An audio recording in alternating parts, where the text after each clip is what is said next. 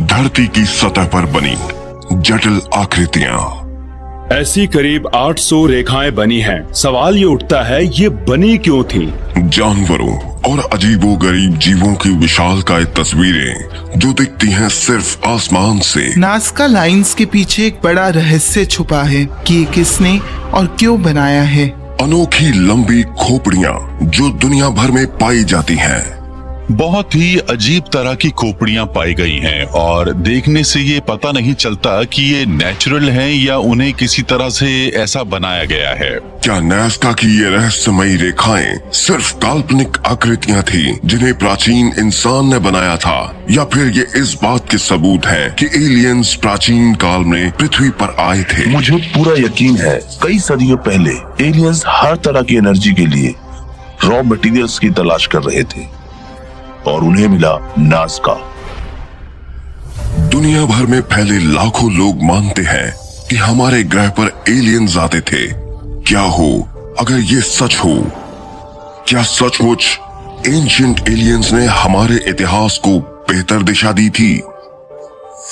अगर ये सच है तो क्या नाज़का के रहस्य को सुलझाने से हमें इसके सबूत मिल सकते हैं? वो कौन थे? वो क्यों आए थे? वो क्या पीछे छोड़ गए? वो कहां चले गए? क्या वो वापस लौटेंगे?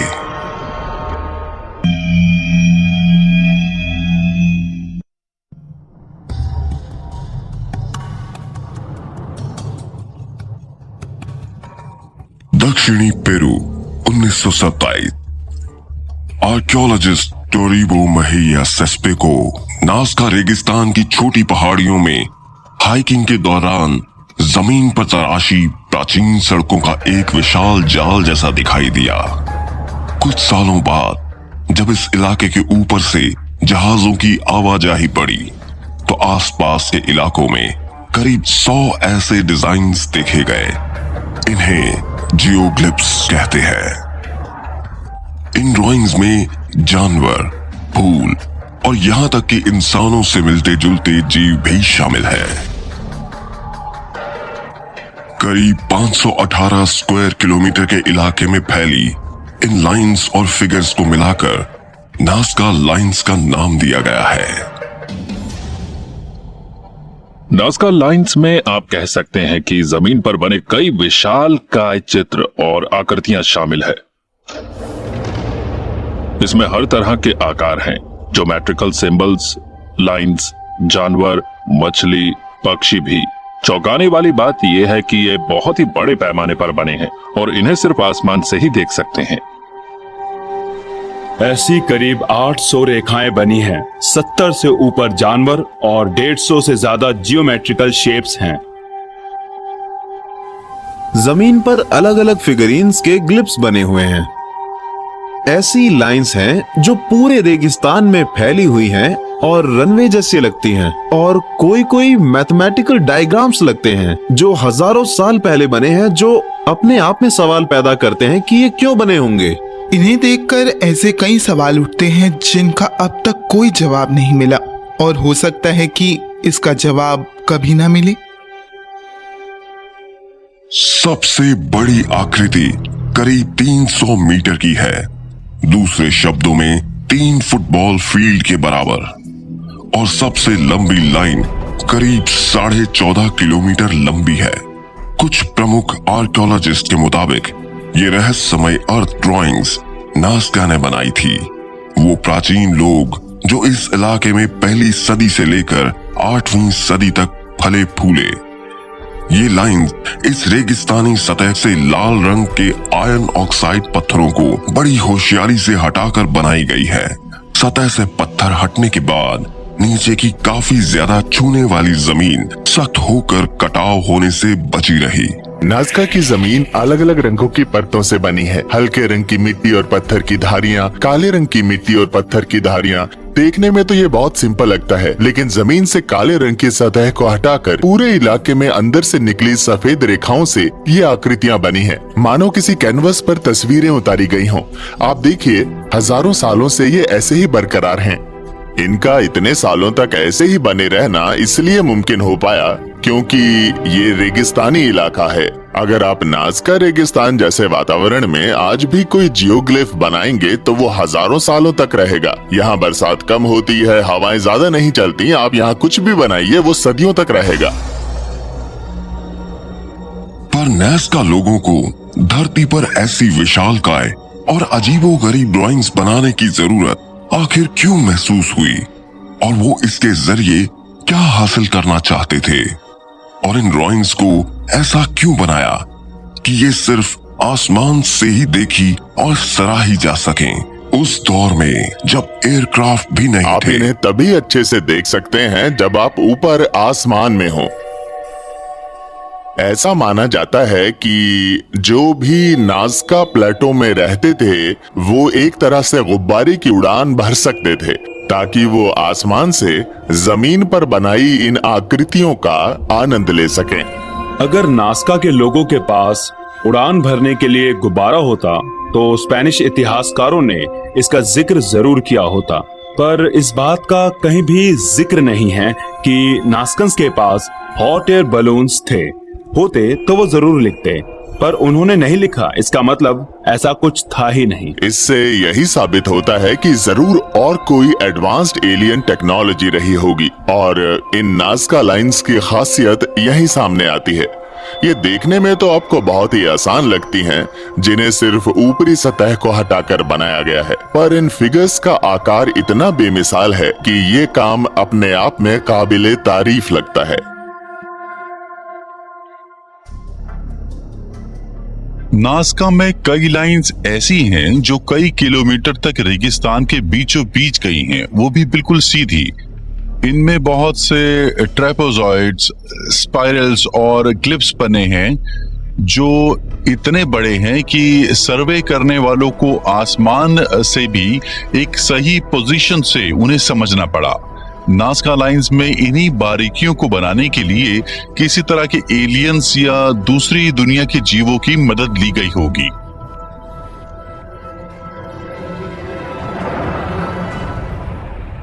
उन्नीस में मैं पेरू में 1 महीना रही।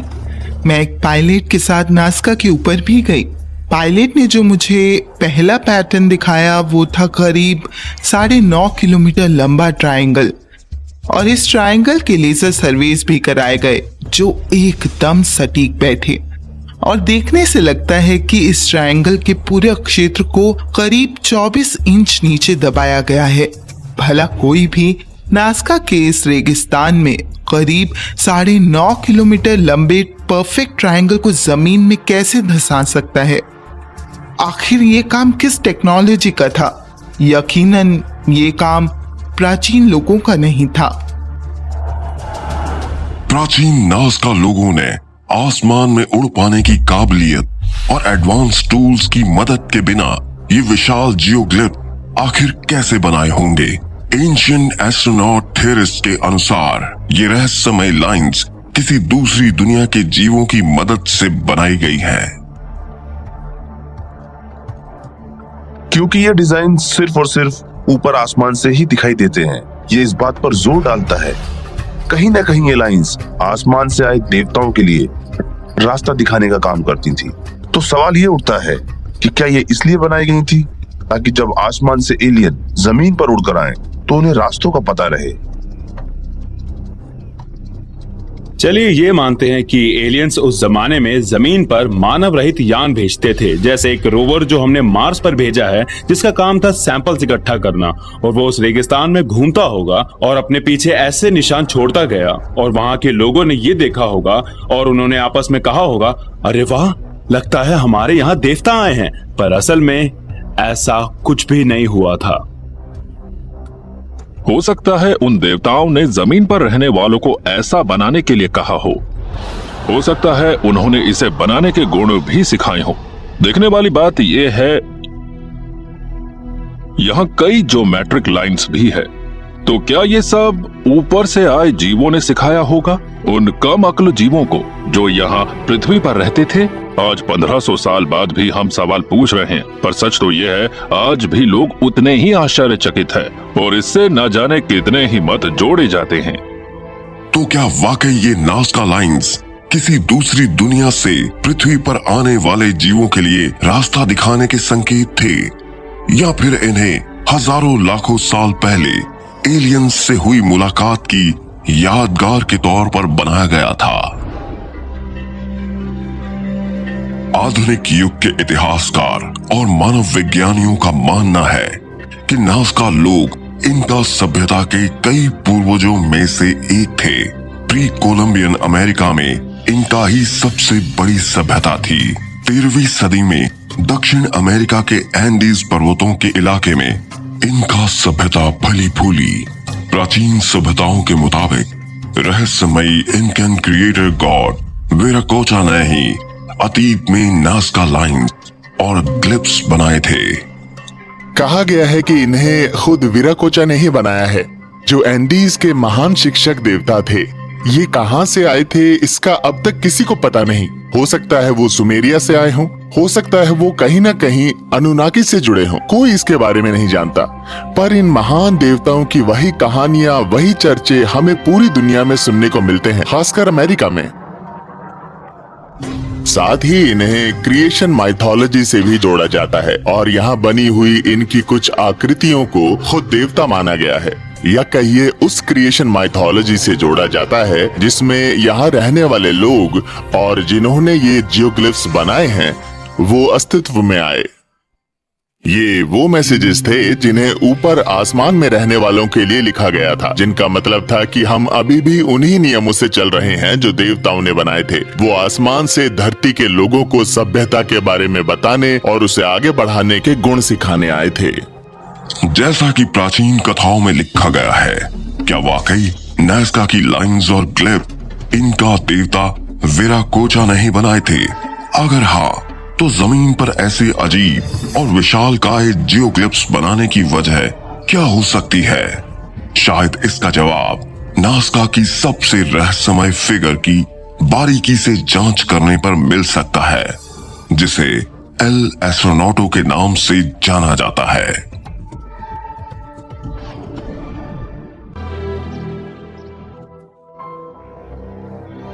स्विट्जरलैंड 1968। शोधकर्ता और लेखक एरिक वॉन डैनिकन ने अपनी पहली किताब चैरिट्स ऑफ द गॉड्स प्रकाशित की। इसमें उन्होंने इस क्रांतिकारी सोच को उजागर किया कि ये नाज़का लाइंस नाज़का लोगों ने तब बनाई जब उन्होंने एलियंस को एडवांस्ड टेक्नोलॉजी और गणित के जटिल ज्ञान का इस्तेमाल करते देखा। एरिक वॉन डैनिकन उन पहले इंसानों में से थे जिन्होंने ऊपर आसमान से इस इलाके को देखा था। उन्होंने न सिर्फ मैदानों की लाइंस की जांच की, बल्कि नाज़का की पहाड़ियों को भी देखा, जहां ऐसे जटिल मैथमेटिकल डायग्राम्स मिले जिनका जिक्र पहले कभी नहीं हुआ था।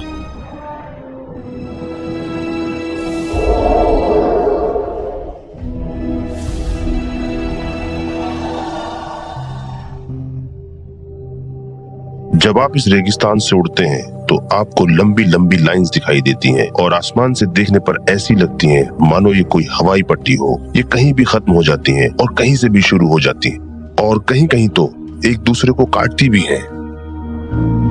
जब एरिक ने कहा कि ये किसी हवाई पट्टी का जाल लगता है, तो ये विचार उन्होंने आसमान से देखकर बनाया था जब उन्होंने हवा से इन लाइंस को देखा। पर असल में ये कोई रनवेज नहीं है, क्योंकि यहाँ की जमीन एक विमान का वजन नहीं झेल सकती है। कुछ कहते हैं कि ये रनवे रहा होगा, पर मैं ऐसा नहीं मानता।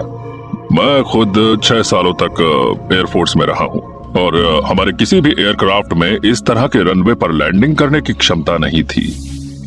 मुझे ये ध्यान खींचने का जरिया लगता है। आप इन लाइंस को स्पेस से देख सकते हैं, तो हो सकता है ये एक तरह के सिग्नल हो। चैरियट्स ऑफ द गॉड के प्रकाशित होने के 4 दशक बाद भी एरिक वॉन डैनिकन के नाज़का लाइन से जुड़ी विवादित थ्योरीज आज भी दुनिया भर में शोध का विषय है। कुछ स्कॉलर्स कई डिजाइन्स में बने अजीबोगरीब पैटर्न्स को देखकर ये मानते हैं कि नाज़का लाइंस अप्लाइड जियोमेट्री के शुरुआती उदाहरणों में से एक हो सकती है। इनमें इंटरेस्टिंग ज्योमेट्रिकल फिगर्स है, मतलब वो फिगर बना सकते हैं, और तो और वो भी इतने बड़े पैमाने पर। एकदम सटीक एंगल्स बने हैं, बराबर दूरियां रखी गई हैं। ये दर्शाता है कि शुरुआती दौर से ही ज्योमेट्री का ज्ञान प्राचीन कलाकारियों में भी झलकता था। इस नाज़का के इलाके की एक और खास बात यह है कि इनमें से किसी न किसी का अपने ठीक ऊपर के आसमान से बहुत ही गहरा और इंटरेस्टिंग रिश्ता है। इनमें एक मशहूर ग्लिफ स्पाइडर का है, जिसकी एक टांग थोड़ी लंबी है, और अगर आप इसे उल्टा करते हैं या ये कहिए इसकी मिरर इमेज को देखते हैं तो आपको साफ नजर आएगा कि ये स्पाइडर ओरायन तारामंडल को दर्शा रहा है, और इस स्पाइडर की लंबी टांग सीरियस तारे को दर्शाती है। तो जिन्होंने भी नाज़का के इस इलाके में ये डिजाइन बनाए हैं, वो उन बातों को अच्छे से जानते थे जो उनसे पहले की प्राचीन सभ्यताएं समझती थी, जो ये थी कि ओरायन और सीरियस तारे का आपसी महत्व और उनके पृथ्वी से रिश्ते को समझना बहुत ही जरूरी है। मगर क्या नाज़का फिगर्स के पीछे कोई और खास मकसद भी हो सकता है? कुछ प्राचीन एस्ट्रोनॉट थ्योरिस्ट मानते हैं कि इन्हें देवताओं को संदेश भेजने के लिए बनाया गया था, ऐसे संदेश जिनमें उन्हें लौटकर आने की फरियाद की गई थी। प्राचीन एस्ट्रोनॉट थ्योरिस्ट का यकीन है कि एल एस्ट्रोनॉटों की रहस्यमय फिगर में नाज़का के राज छुपे हो सकते हैं। इसे हम स्पेसमैन भी कहते हैं। ऐसा लगता है मानो उसने स्पेस हेलमेट जैसी कोई चीज पहनी और एक हाथ ऊपर उठाकर किसी तरफ इशारा कर रहा हो, और ऐसा लगता है मानो ये खुद दूसरी दुनिया से आया हो, या फिर अगर ये कोई एलियन नहीं है तो हो सकता है ये खुद नाज़का का एक शख्स होगा जो उन एलियन को हाथ दिखा रहा है और कह रहा है हम यही है, आइए यहाँ लैंड कीजिए, हम जानते हैं आप पहले भी आए हैं, प्लीज दोबारा आइए। यहाँ एक ऐसा फिगर है जो एलियन की तरह लगता है। इसकी बड़ी बड़ी आंखें हैं, बड़ा सिर है, और एक हाथ आसमान की तरफ है तो दूसरा जमीन की ओर, और इसमें भी एक तरह का संदेश है, जैसे मानो कह रहा हो देखो यहाँ एक घटना घटी थी, यहाँ पर बाहर की दुनिया से कुछ लोग आए थे। कुछ शोधकर्ताओं का मानना है कि एक एल एस्ट्रोनॉटो नाम की ये रहस्यमय फिगर अतीत में पृथ्वी पर एलियंस के आने का सबूत है। अगर ऐसा है तो क्या इससे इस सवाल का जवाब भी मिलता है कि आखिरकार एलियंस नाज़का में उतरे ही क्यों थे?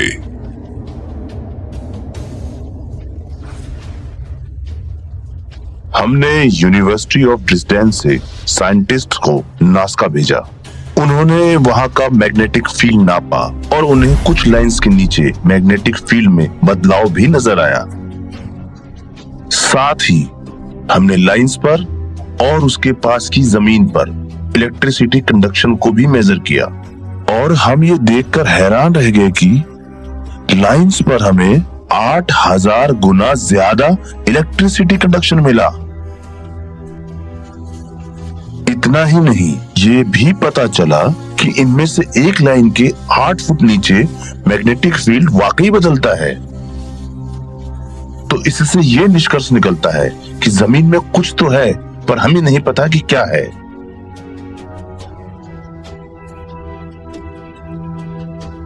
क्या ये मुमकिन है कि पृथ्वी की किसी खास चीज ने एलियंस को नाज़का की तरफ आकर्षित किया हो, या फिर ये उनके द्वारा बेशकीमती धातुओं की खोज के अभियान के लिए कायम की गई कोई चौकी थी, या उनके रॉकेट फ्यूल के लिए जरूरी मिनरल्स की खोज उन्हें यहाँ ले आई थी?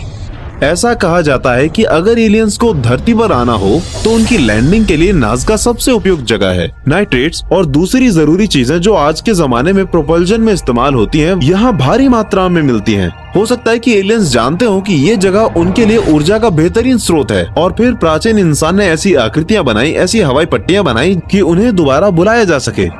हमें ये भी पता चला है कि नाज़का सभ्यता जिस वातावरण में पनपी वहाँ नाइट्रेट्स की मात्रा ज्यादा थी और उनके लिए नाइट्रेट्स किसी काम के नहीं थे। तो सवाल ये उठता है कि क्या नाइट्रेट उन लोगों के लिए खास था जो इस इलाके में प्राचीन काल में आए थे। हो सकता है कि एलियंस इस नाइट्रेट की खूबियों के बारे में जानते थे। आज भी नाइट्रेट का इस्तेमाल सबसे जबरदस्त और खास टेक्नोलॉजी में किया जाता है। उनमें से एक है स्पेस ट्रेवल। तो क्या एलियंस के नाज़का में आने की कोई दूसरी और बड़ी वजह हो सकती है जिसका अंदाजा हमें अभी तक नहीं है? और क्या ये मुमकिन है कि नाज़का में अपना मकसद पूरा हो जाने के बाद एलियंस द्वारा इसे छोड़ दिया गया हो? किसी भी प्रोसेस या कहिए किसी भी प्रोजेक्ट में एक ऐसा वक्त आता है जब कुछ चीज खत्म हो जाती है।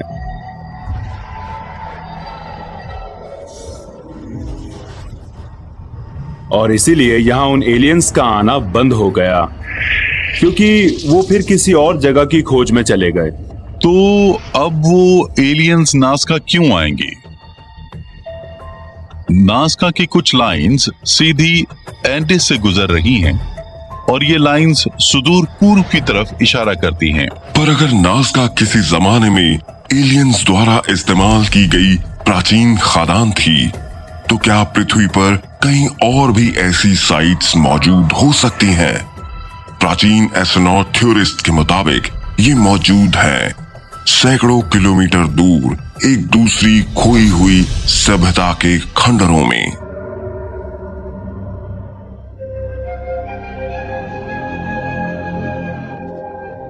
पश्चिमी बोलीविया नाज़का मैदान से करीब 650 किलोमीटर पूर्व में टिटिकाका झील के नजदीक सदियों से खामोश खड़े हैं टिहुआनाको के प्राचीन खंडहर। आर्कियोलॉजिस्ट के मुताबिक ये प्राचीन शहर टिहुआनाको संस्कृति की राजधानी था, जो यहाँ 1000 साल से भी ज्यादा वक्त तक फलती फूलती रही। लेकिन प्राचीन एस्ट्रोनॉट थ्योरिस्ट मानते हैं कि शायद टिहुआनाको वही जगह है जिसकी ओर ये रहस्यमयी नाज़का लाइंस इशारा कर रही है। लेकिन सवाल ये है कि आखिर क्यों? नाज़का लाइंस की बात करते हैं तो हमें उनके पीछे छुपे हुई बातों पर भी गौर करना होगा। इन्हें हम नजरअंदाज नहीं कर सकते। नाज़का लाइंस की तरह हमें भले ही और उदाहरण देखने को न मिले, पर ये रीति रिवाजों और रस्मों को निभाने वाली जगहों के बीचों बीच मौजूद है। और इसमें बाकी दूसरी सभ्यताओं की मशहूर जगहें भी है, जैसे टिहुआनाको। टिहुआनाको में हमें सैकड़ों ग्लिफ्स मिली हैं, कई चेहरे मिले हैं और अलग अलग चीजों की बारीक नक्काशियां भी मिली हैं।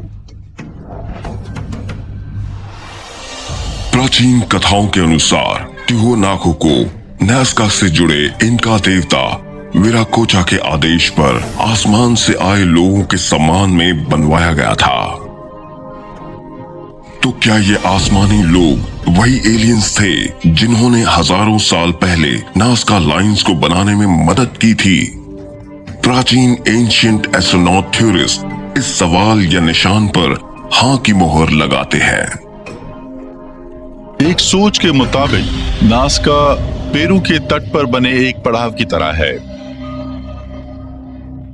ऐसा लगता है जब कोई अपने एयरशिप से नाज़का पहुंचेगा तो ये लाइंस खुद उसे सही रास्ता दिखाकर एंडेस से होते हुए टिहुआनाको और प्यूमापुंकू के विशाल शहरों तक पहुंचा देगी।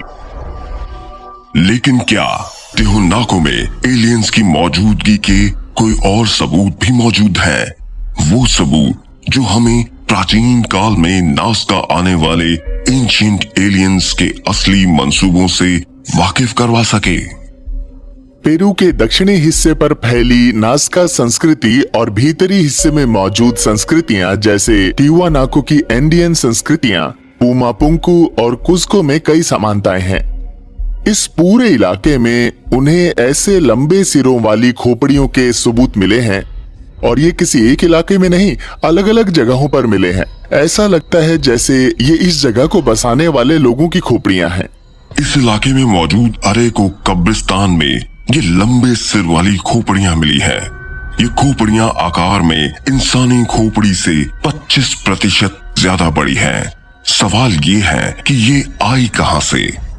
कई विद्वान आलोचक वजह बताने के लिए ये कह सकते हैं कि इनका सभ्यता के लोग अपने बच्चों के सिरों को किसी तरह के कंबल या कपड़े से बांध देते थे ताकि उनके सिर लंबे हो सके। ये कोई कॉस्मेटिक प्रोसीजर था। इसके खिलाफ भी कई तर्क दिए जा सकते हैं, क्योंकि ऐसा एक भी सांस्कृतिक सबूत नहीं मिला है जो ये साबित कर सके कि इनका सभ्यता के लोग अपने सिरों को बांध कर रखते थे। आप पेरुवियन हेड्स को लेकर भी आर्कियोलॉजिस्ट में छिड़ी बहस पर गौर कर सकते हैं। मेरा मानना है कि एलियंस जो हजारों साल पहले यहाँ आए थे, उनके सिर बहुत लंबे थे और हमारे पूर्वज उनकी नकल करना चाहते थे। उन्होंने नकल की कोशिशें की क्योंकि वो एलियंस जैसा बनना चाहते थे जिन्हें उन्होंने कभी देखा था। वो अपने बच्चों के शरीर में बदलाव कर रहे थे ताकि उनके शरीर को देवताओं जैसा बनाया जा सके, और जाहिर है इस काम को करने के लिए नाज़का के लोगों ने देवताओं के साथ हुई मुलाकातों को अच्छे से याद रखा था।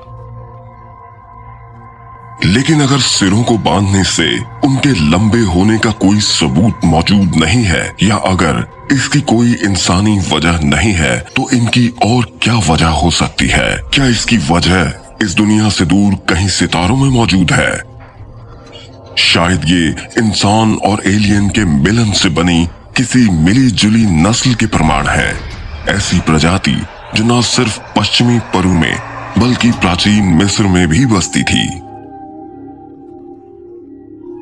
प्राचीन एस्ट्रोनॉट थ्योरिस्ट के अनुसार इसका जवाब यकीनन हाँ है, और वो सबूत के रूप में नाज़का लोगों और विराकोचा देवता के बीच किसी कड़ी के जुड़े होने की बात करते हैं। सबसे दिलचस्प बात यह है कि विराकोचा को इन सभी जगहों का निर्माता भी कहा जाता है। क्या वो भी यहाँ आने वाले उन लंबी खोपड़ियों वाले लोगों की प्रजाति का हिस्सा थे? और क्या उन्होंने ही यहाँ के विशाल पत्थरों के इन टेम्पल्स और नाज़का लाइंस को बनाया था? वो चीज जो शायद उतनी ही रहस्यमय है जितना कि लंबे सिरों वाली खोपड़ियों का स्रोत, वो है नाज़का लोगों का अंत। ज्यादातर आर्कियोलॉजिस्ट के मुताबिक नाज़का और टियोनाको दोनों ही करीब करीब एक ही समय अचानक लुप्त हो गए थे, आज से लगभग 1000 साल पहले। मेरे ख्याल से इन सभ्यताओं का ताल्लुक पेरू के रेगिस्तान में बनी नाज़का लाइन से था, लेकिन किस हद तक, शायद जवाब हमें नहीं पता। इन सभ्यताओं से जो जानकारी हमें मिली है वो ये बताने के लिए काफी है, लेकिन दोनों ही किसी अनजान वजह से एक साथ गायब हो गई। शायद उस वक्त जमीन में कोई बड़ी दरार आई थी, या फिर कोई भयानक भूकंप आया था जिस वजह से टिटिका झील में आई बाढ़ ने पूरे इलाके को खत्म कर दिया, या फिर शायद एलियन के बीच किसी आकाशीय युद्ध का नतीजा था।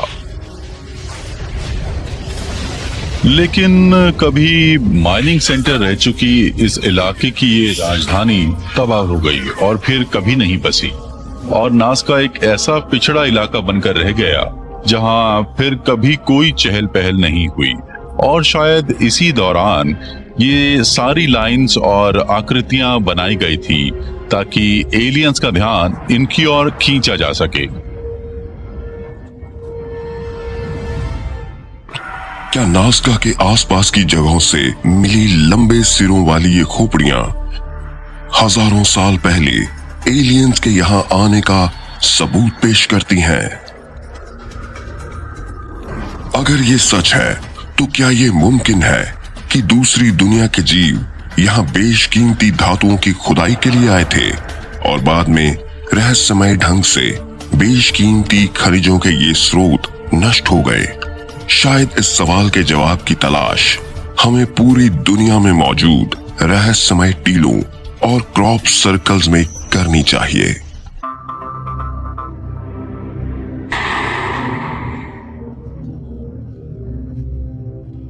प्लेजेंट हिल, ओहायो, साल 1848। स्मिथसोनियन इंस्टीट्यूट ने 1350 फुट लंबे और 3 फुट ऊंचे पल खाए सांप की आकृति जैसे टीले पर सर्वे किया। नाज़का रेखाओं और आकृतियों की तरह ही सरपेंट माउंट के नाम से मशहूर इस सर्पाकार आकृति को सिर्फ आसमान से ही देखा जा सकता है। नाज़का की ही तरह इन टीलों को भी आसानी से पहचाने जाने वाले संकेतों के रूप में बनाया गया है, और जब तक आप इन्हें ऊंचाई से नहीं देखते आपको कुछ भी समझ नहीं आएगा। नेटिव अमेरिकन गाथाओं में इसे प्लूम सरपेंट कहा जाता है, जो शायद मेक्सिको के कबीलों में मशहूर क्विंज़ोकोएटल जैसा ही है। प्लूम सरपेंट की थ्योरी शायद आसमान से आने वाली किसी चीज से जुड़ी है। ये किसी बाहरी दुनिया की निशानी है। सरपेंट माउंट और कई दूसरी जगहों को कबीले के लोग इबादतगाह कहते थे। इन जगहों का अध्ययन करना बेहद जरूरी है। कुछ चीजें ऐसी हैं जो हमारे ग्रह की तंदुरुस्ती से जुड़ी हुई हैं, फिर चाहे वो मैग्नेटिक सिस्टम हो या फिर ले लाइंस हो, या फिर यहाँ आने वाली दूसरी दुनिया के लोगों का हम पर नजर रखना हो, जो शायद हमसे पहले मौजूद थे। इतिहासकार और मानव विज्ञानियों के अनुसार फोर्ट एंशिएंट पीपल कहलाने वाले अमेरिका के मूल निवासियों ने इन टीलों का निर्माण करीब 1000 साल पहले करवाया था, लेकिन आखिर इसकी वजह क्या थी? सरपेंट माउंट एक बेहद अनोखी जगह है। ये उत्तरी अमेरिका की सबसे अहम जगहों में से एक है। लगता है जैसे कोई यहाँ ऊपर से गुजरने वाले प्राणियों का ध्यान अपनी ओर खींचकर कहना चाहता हो कि वो एक खास जगह पहुंच गए हैं। मगर उन साधारण आदि मानवों ने धरती पर इस विशाल कलाकृति की रचना आखिर क्यों की होगी? नाज़का रेखाओं और आकृतियों जैसी ही रचना जो सैकड़ों सालों तक जमीन पर रहने वालों की नजरों से बची रही। हालांकि हमें इस बात के सबूत मिले हैं कि ये सरपेंट माउंट यानी सर्प टीला एक उल्का पिंड से बने गड्ढे के मुहाने पर बना हुआ है, जो करीब 20 करोड़ साल पहले यहाँ गिरा था। क्या ये महज एक इत्तेफाक है या फिर टीले और उल्का पिंड के गड्ढे की ये नजदीकी अक्सर उल्काओं में पाए जाने वाले एक बेहद दुर्लभ और बेशकीमती तत्व इरिडियम के लिए रखी गई थी? इरिडियम में जबरदस्त कंडक्टिव एबिलिटीज होती है, जो हमारे सबसे दुर्लभ तत्वों में से एक है, और ये सिर्फ कुछ अनोखे इलाकों में पाया जाता है, जिसके 2 कारण। या तो वहां कभी कोई उल्का पिंड गिरा होगा, या वहां ज्वालामुखी हलचल होगी और लावा बहता होगा। ओहायो के सरपेंट माउंट और इस जैसी कई दूसरी जगहों को देखते हुए हमें किसी तरह के ऊर्जा स्रोत का एहसास होता है, जो या तो इन जगहों को ऊर्जा देता था या ये आज भी इरिडियम और दूसरे शानदार तत्वों से भरा हुआ है। और अगर एलियंस इन जगहों से वाकिफ होंगे तो शायद वो ऊर्जा की तलाश में यहाँ आते होंगे। इस जगह पर इरिडियम का कंसंट्रेशन हमारी उम्मीद से 10 गुना ज्यादा है। सरपेंट माउंट सही मायनों में इरिडियम की खोज में यहाँ आए दूसरी दुनिया के लोगों की याद दिलाता है, जो शायद प्राचीन काल में यहाँ आए थे या फिर हाल ही में। यहाँ ग्रेविटेशनल एनोमलीज भी हैं। जब आप ओहायो के सरपेंट माउंट पर पहुँचते हैं तो इसके मैग्नेटिक और ग्रेविटेशनल इफेक्ट्स का एहसास होता है, और ये आपके होशो हवास पर असर डाल सकता है। ऐसी संभावनाओं की कमी नहीं है कि इन्हें जानबूझकर ऐसी जगहों पर बनाया गया। कुछ प्राचीन एस्ट्रोनॉट रिसर्चर्स के अनुसार ये सरपेंट माउंट एक्स्ट्रा टेरेस्ट्रियल जीवों के द्वारा ऊर्जा की खोज में इरिडियम पर पहुंचने के लिए बनाया गया कोई निशान था। अगर ये सच है तो यहाँ की जमीन और नाज़का के मैदानों में मिली ऊर्जा के बीच कोई संबंध है। शायद दुनिया भर में पाए जाने वाले रहस्यमय क्रॉप सर्कल्स के अध्ययन द्वारा ये गुत्थी सुलझाई जा सकती है।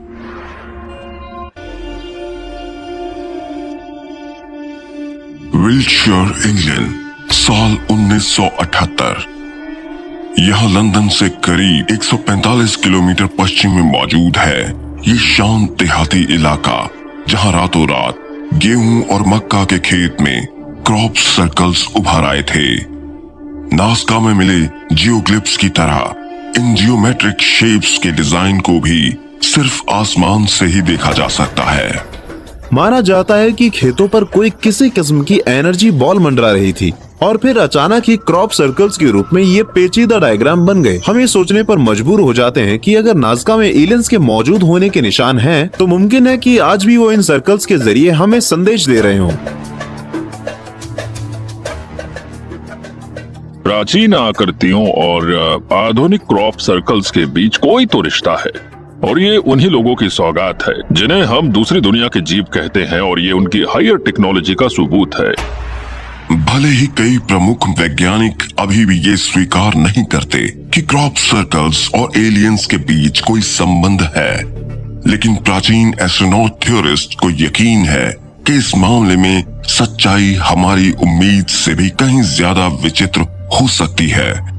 बेशक कुछ क्रॉप सर्कल्स किसानों द्वारा दुनिया को झांसा देने की शरारतों का नतीजा हो सकते हैं, लेकिन कई अभी भी एक पहेली है। इन्हें बेहद तेजी और सटीक बारीकी के साथ बनाया गया है। कुछ आकृतियां तो आसमान में अनोखी रोशनियां दिखाई देने के चंद घंटों के दौरान ही जादू की तरह उभर आए। क्या इन विचित्र आकृतियों और नाज़का में मिले रहस्यमय डिजाइन के बीच कोई संबंध है? लोगों को लगता है कि ये क्रॉप सर्कल्स किसी दूसरी दुनिया के लोगों ने बनाए हैं, या ये किसी नॉन ह्यूमन इंटेलिजेंस का कमाल है। ये ऐसे जीवों ने बनाए हैं जो शायद हमें कोई संदेश देने की कोशिश कर रहे हों। अगर हम इन क्रॉप सर्कल्स और नाज़का लाइंस के बीच कोई रिश्ता ढूंढना चाहें, तो एक को रेगिस्तान की जमीन पर बनाया गया है और दूसरे को मकई के खेतों में, लेकिन दोनों के डिजाइन्स बिल्कुल एक जैसे हैं और शायद इनमें एक ही संदेश छुपा हुआ है, जिन्हें दो अलग अलग देशों में अलग अलग वक्त पर देने की कोशिश की गई है। पहले संदेशों को पत्थरों में उकेरा जाता था, और अब दुनिया भर के खेतों में, खासकर इंग्लैंड में, क्रॉप सर्कल्स बनाए जा रहे हैं, और ये नाज़का में मिले डिजाइन से कहीं ज्यादा पेचीदा है। ऐसा लगता है शायद बाहरी दुनिया के लोग हमसे बातचीत करना चाहते हैं। ऐसा कोई है जो हमसे कुछ कहना चाहता है, लेकिन हम इतने बेवकूफ हैं कि इन संदेशों को पढ़ ही नहीं पा रहे हैं। आपको अचानक ही किसी सुबह खेत में एक सिंपल सर्कल दिखाई देता है और हम ये सोचते हैं कि ये सर्कल तो रातों रात हवा ने या किसी जानवर ने बना दिया होगा। दरअसल हम इतने घमंडी हैं कि उनसे बात ही नहीं करना चाहते। क्या नाज़का लाइंस और क्रॉप सर्कल्स के बीच सचमुच कोई गहरा संबंध है? प्राचीन एस्ट्रोनॉट थ्योरिस्ट तो यही मानते हैं। और क्या इनमें कोई ऐसा संदेश छिपा है जिसे हम अभी तक समझ नहीं पाए? अगर हाँ, तो वो जीव हमसे क्या कहना चाहते हैं? शायद इसका जवाब हमें इतनी ही रहस्यमय दूसरी जियोग्लिप्स में मिल सकता है, जिन्हें करीब 2000 सालों के बाद हाल ही में ढूंढा गया है। साल 2011 मिडिल ईस्ट सैटेलाइट और एरियल फोटोग्राफी द्वारा पत्थर के अनेकों रहस्यमय पहियों का पता चला, जिन्हें सऊदी अरब, सीरिया और जॉर्डन की जमीन पर बनाया गया था। 1927 में पहली बार खोजे गए हजारों की तादाद में मौजूद ये पहिए 2000 सालों से भी पहले बनाए गए थे। इनमें से किसी की चौड़ाई करीब 25 मीटर है तो किसी की 60 मीटर से भी ज्यादा।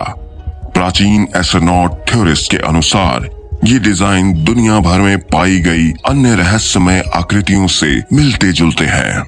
मुझे ऐसा लगता है जैसे इन सभी चीजों के निर्माण के पीछे किसी बहुत ही बुद्धिमान जीव का हाथ है, और इनके पीछे कोई ना कोई वजह जरूर है।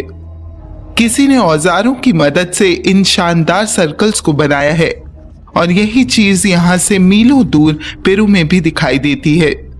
पेरू एक गोलार्ध में है और जॉर्डन, सीरिया और सऊदी अरब दूसरे गोलार्ध में, और दोनों हमारे ग्रह के विपरीत हिस्सों में हैं। लेकिन दोनों एक ही चीज है, यानी एक ही तरह के संदेश की जबान बोल रहे हैं। गूगल अर्थ की वजह से अब हमारे पास ऐसे जरिए हैं जिनसे हम इन आकृतियों को देख सकते हैं जो विशेष संदेश देती हैं। इनके उदाहरण दिए जाते हैं।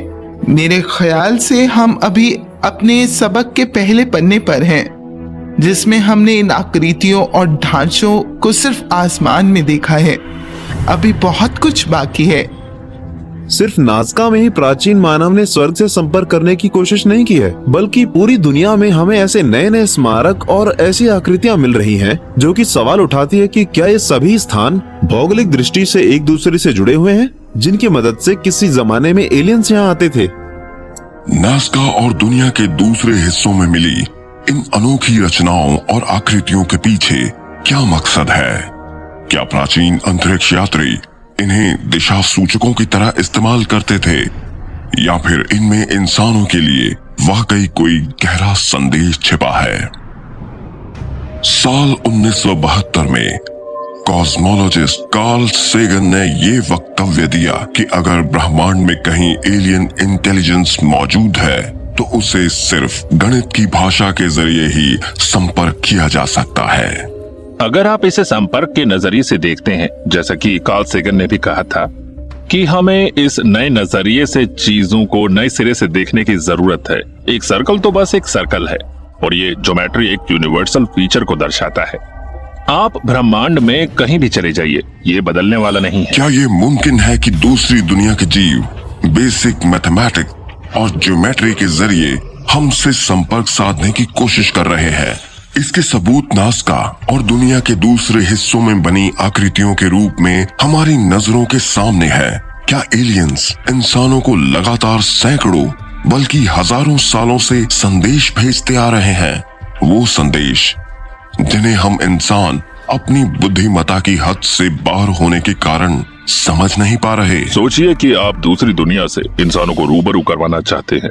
आप एक बार में एक ही कदम उठाएंगे और आप हर कदम पर कोई एक आकृति या क्रॉप सर्कल इमेज बनाएंगे जो दूसरी आध्यात्मिक दुनिया के संदेशों से भरी होगी, जिनमें न सिर्फ ज्ञान भरा होगा बल्कि दूसरी दुनिया की मौजूदगी का एहसास भी होगा।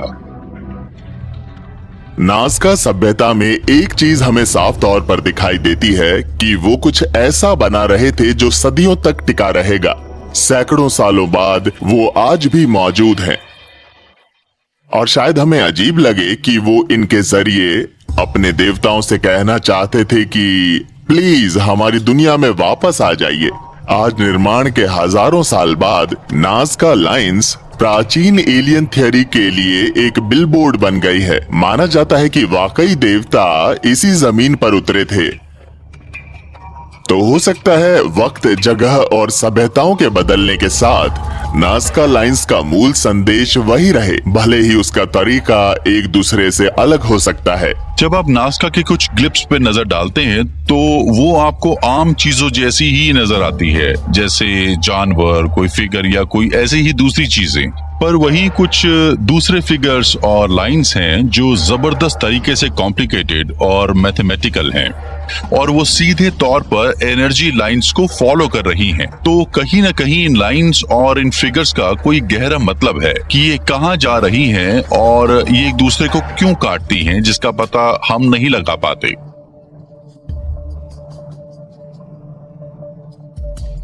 प्राचीन एस्ट्रोनॉट थ्योरिस्ट के मुताबिक नाज़का की ये लाइंस और जियोक्लिप दुनिया भर में फैले एक कम्युनिकेशन नेटवर्क का हिस्सा थी। ऐसा नेटवर्क जो प्राचीन काल में आए एलियंस यात्रियों से सीधा जुड़ा था। अगर ऐसा है तो क्या असल में ये एलियन कम्युनिकेशन इंसान के लिए कायम किया गया था, या फिर उस चीज या उन जीवों के लिए जिनका इस दुनिया से कोई ताल्लुक नहीं था? शायद ये अनोखे आकार और चिन्ह हमारे भविष्य की ओर एक इशारा है, या फिर दूसरे एलियन जीवों के लिए दोबारा यहाँ आने का एक न्योता।